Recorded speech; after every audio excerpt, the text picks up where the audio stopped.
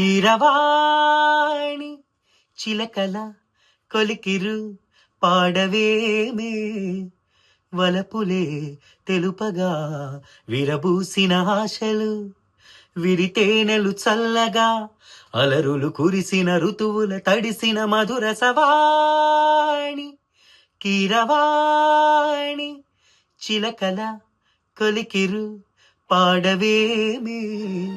Hello అందరికీ నమస్కారం. నేను మీ playback singer cum violinist Pavan Charan Bonila అని మాట్లాడుతున్నాను. ఇలా పాటలు ఎందుకు వాయిస్తున్నాను ఇళయరాజా సార్వి అని అనుకుంటున్నారు కదా.